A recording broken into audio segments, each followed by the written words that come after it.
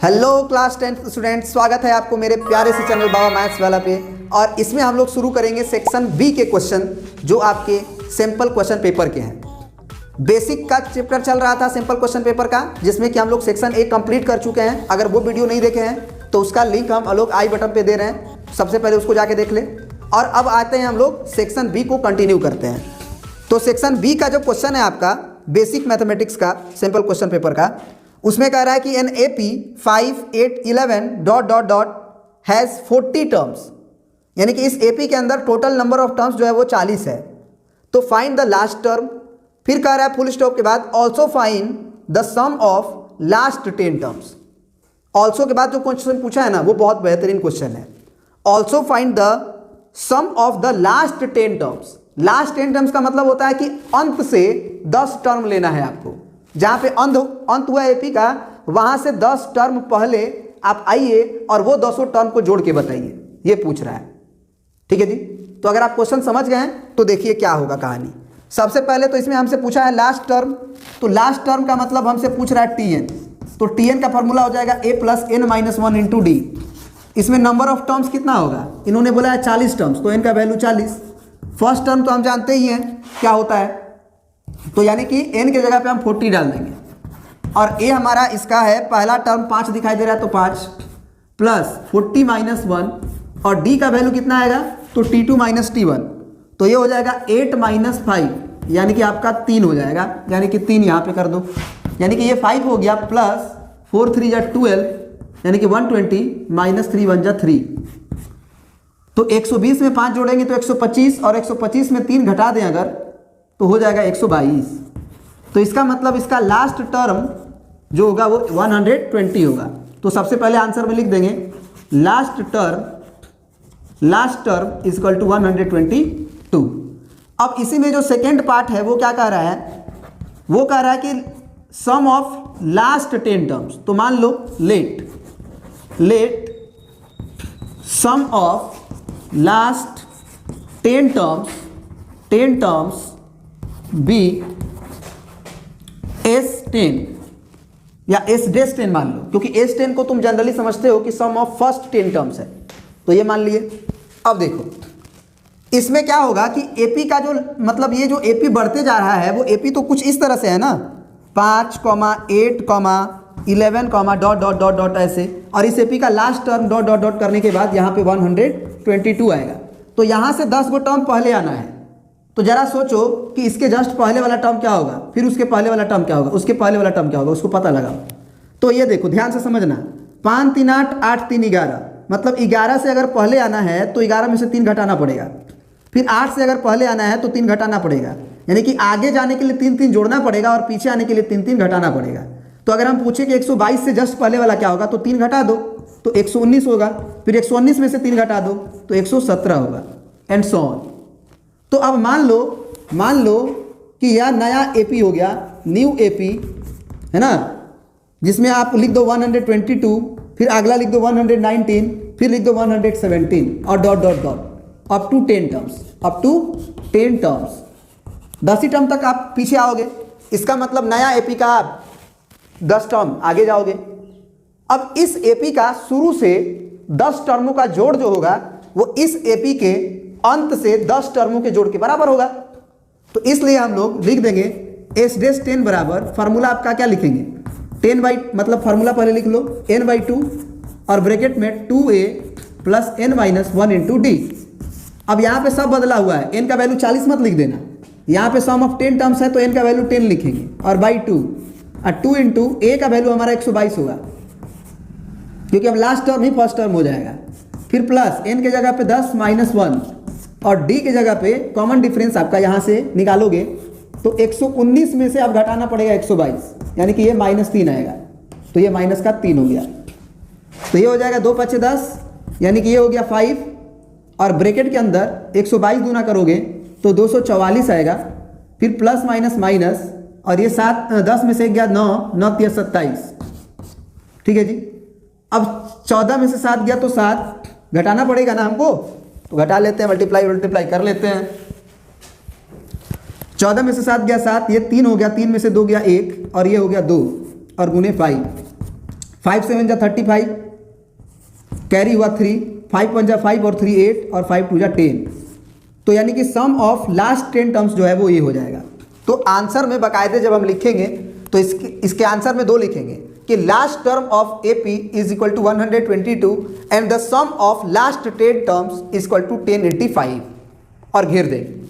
ठीक है जी।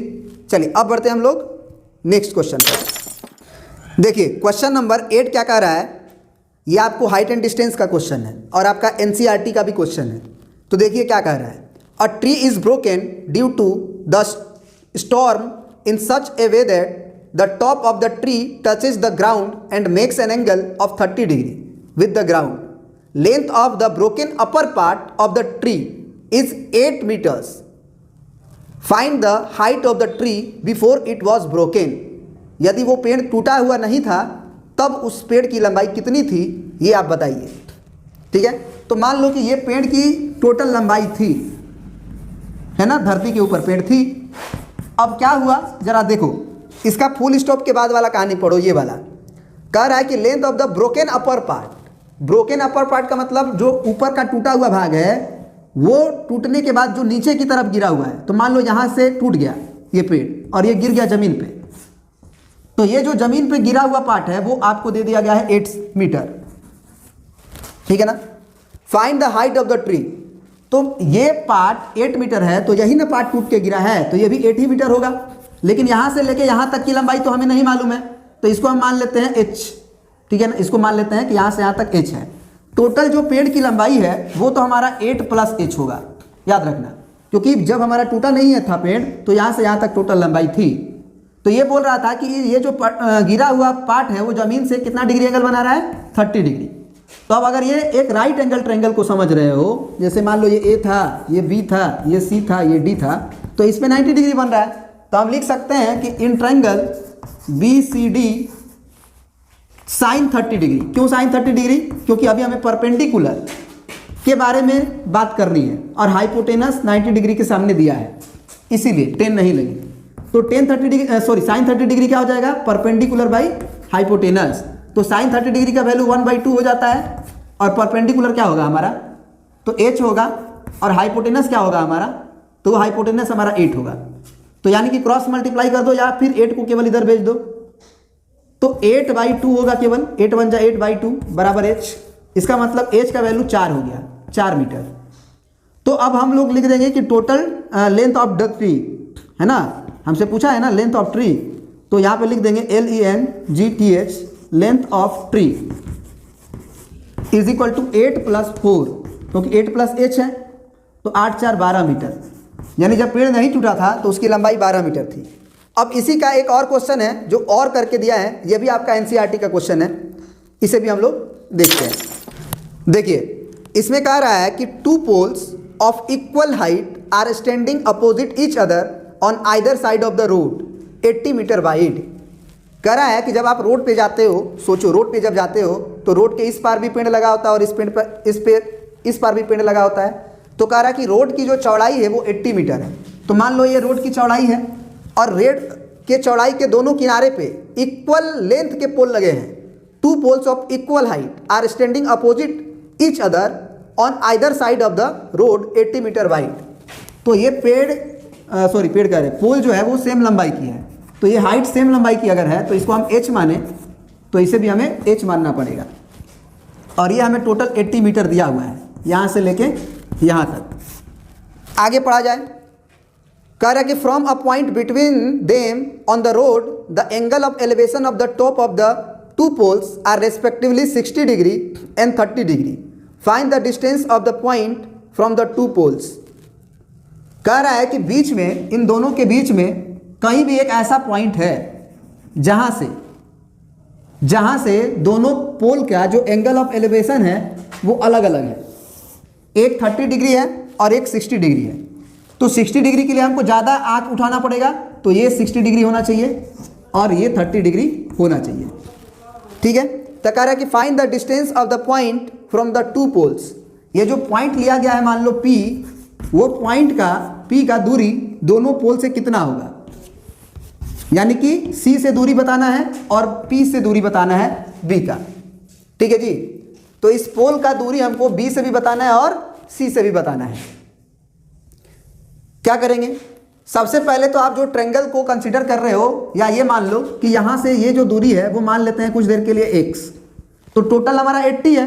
तो अगर ये टोटल हमारा 80 है तो हम P से C तक के लेंथ को मान सकते हैं 80 माइनस x, क्योंकि ये x पूछ गया है तो ये बचा हुआ पार्ट होगा, तो 80 में से x घटाएंगे तो ये हो जाएगा। अब ट्रायंगल को कंसीडर करो, कंसीडर ट्रायंगल ABP। हम लोग लिख सकते हैं tan 30 डिग्री बराबर, tan 30 डिग्री बराबर हमारा परपेंडिकुलर बाई बेस, तो tan 30 डिग्री होता है 1/√3, और 30 डिग्री के लिए परपेंडिकुलर कौन होगा, h, और बेस हमारा क्या होगा, x, यानी कि क्रॉस मल्टीप्लाई किया जाए अगर तो x बराबर h√3 आएगा, है ना, x बराबर h√3 आएगा। अब अगेन लिखेंगे, अगेन कंसीडर अगला वाला जो राइट एंगल ट्रायंगल दिखाई दे रहा है यहां पे, अगेन कंसीडर ट्रायंगल DPC। उसमें हम लोग tan 60 डिग्री लिख सकते हैं, क्या लिखेंगे, परपेंडिकुलर बाई बेस। तो अब इस 60 डिग्री के लिए परपेंडिकुलर हमारा h होगा, उधर सामने वाला, तो ये h हो गया, और बेस हमारा 80 माइनस x होगा। tan 60 डिग्री का वैल्यू √3, तो √3/1 लिख देंगे। अब करेंगे क्रॉस मल्टीप्लाई, तो क्रॉस मल्टीप्लाई करेंगे तो ये 80√3 और माइनस √3x होगा, इज इक्वल टू h का गुना 1 में करेंगे तो h हो जाएगा। तो यहां से आप देख सकते हो कि हम लोग x का वैल्यू यहां से h√3 निकाले हैं, तो या फिर h का वैल्यू यहां से निकाल सकते हैं, क्योंकि हमको x का वैल्यू निकालना है। तो एक काम करते हैं कि h का वैल्यू यहां निकाल के वहां डाल देते हैं, तो यहां से हम लोग h का वैल्यू निकालें तो ये √3 जो है वो डिवाइड में चला जाएगा, तो x डिवाइडेड बाई √3, तो यहां से हम लोग लिख देंगे 80√3 और minus √3x is equal to h के जगह पे हम लिख देंगे x/√3। अब कोई पूछेगा कि कहाँ से, तो यहाँ लिख देंगे कि फ्रॉम इक्वेशन 1, और इसको मान लेंगे हम लोग इक्वेशन नंबर 1। अब यहाँ पे देखिए क्या होगा, अब देखिए √3 को इधर भेज दीजिए तो क्या हो जाएगा, 80 और √3 इंटू √3 जब होगा तो इंटू में 3 हो जाएगा, क्योंकि √3 बाहर हो जाएगा। फिर √3 का इस √3 में गुना करोगे तो ये 3 हो जाएगा, फिर से into x is equal to x। अब 3x को उधर भेज दो तो 3x प्लस में हो जाएगा, पहले से x है, और यहाँ से हो जाएगा 48 के 24 यानी कि 240, और यहाँ से हो जाएगा 4x, ठीक है। तो इसका मतलब ये हुआ कि x बराबर हो जाएगा 240 डिवाइडेड बाई 4, यानी कि कितना हो जाएगा, ये 4 × 6 = 24 यानी कि 0, यानी कि x का वैल्यू 60 हो गया। अब x का वैल्यू 60 हो गया तो 80 माइनस x का वैल्यू क्या हो जाएगा, 20, क्योंकि टोटल 80 था, तो लिख देंगे कि पॉइंट फ्रॉम टू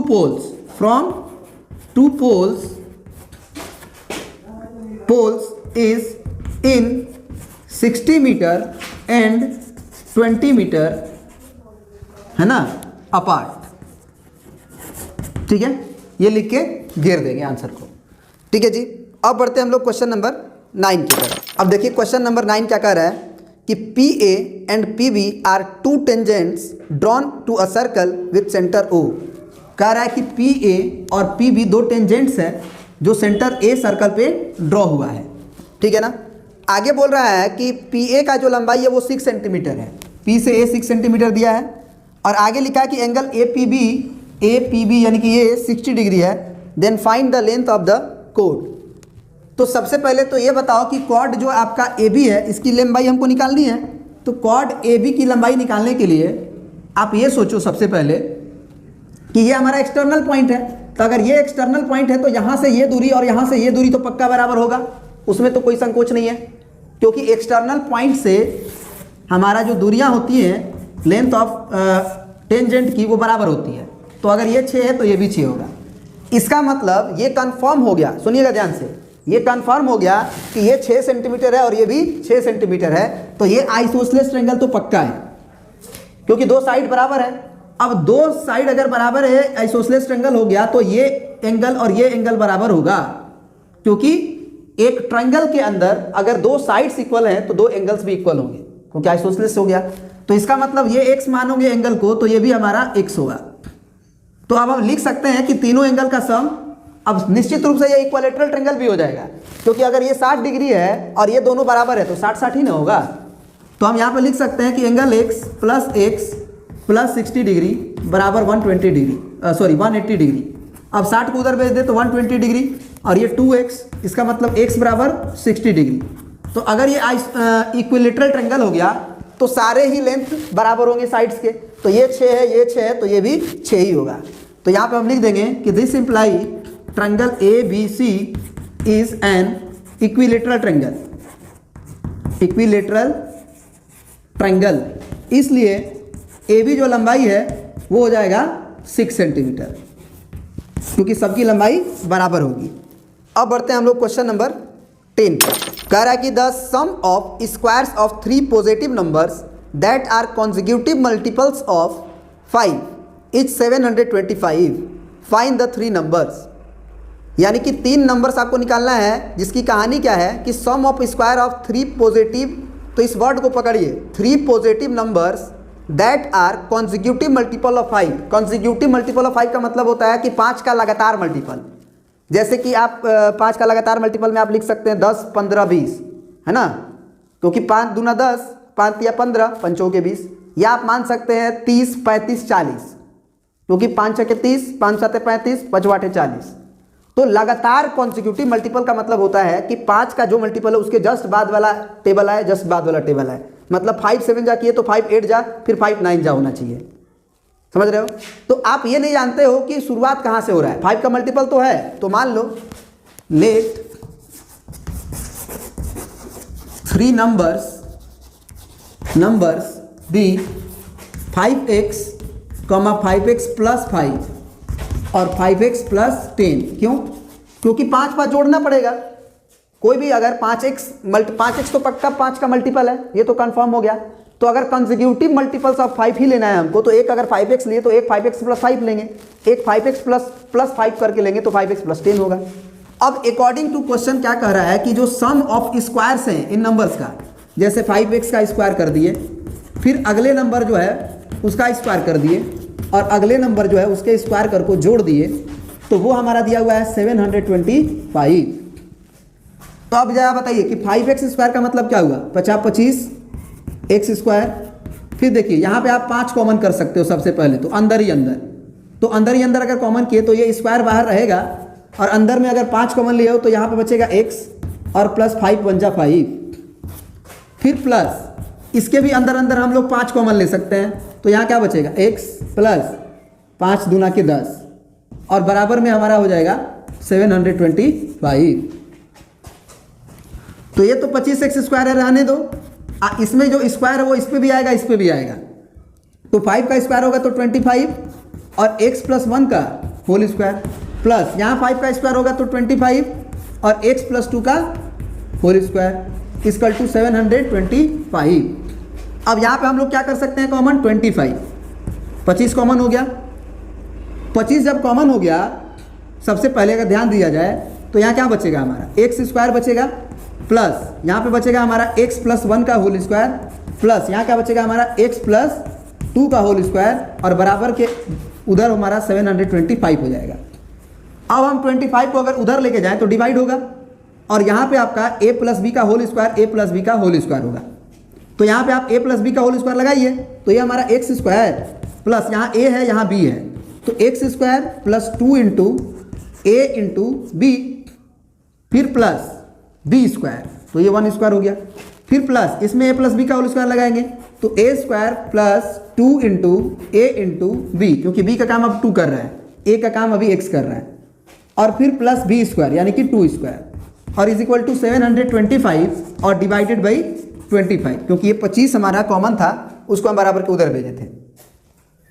तो ये कितना हो जाएगा? 25 दूना के 50, 60 70, 20 हुआ, और 2 22 हुआ, और कैरी यहाँ से 5 उतरेगा ऊपर से, तो 25 8 होता है 200, 25 9 225 यानी कि 29। यानी कि अब जोड़ेंगे हम लोग x स्क्वायर को, तो क्या हो जाएगा? 3x स्क्वायर फिर यहाँ से 2x होगा, यहाँ से 4x हुआ, तो 4x और 2x 6x हुआ, यहाँ से 1 हुआ और यहाँ से 2 दूना के 4 हुआ, तो 4 1 5 हुआ, और बराबर के उधर 29 है, उसको बराबर के इधर भेज दिए तो -29 बराबर 0।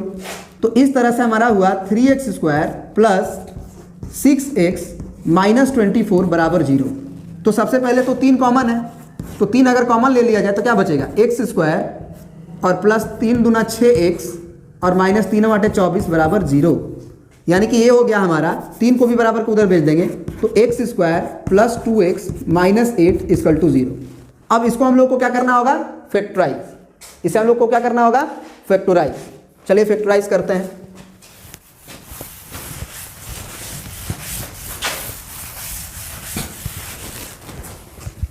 तो यहाँ पे अब हमारा क्या है, x² plus 2x minus 8 equal to 0। ठीक है जी।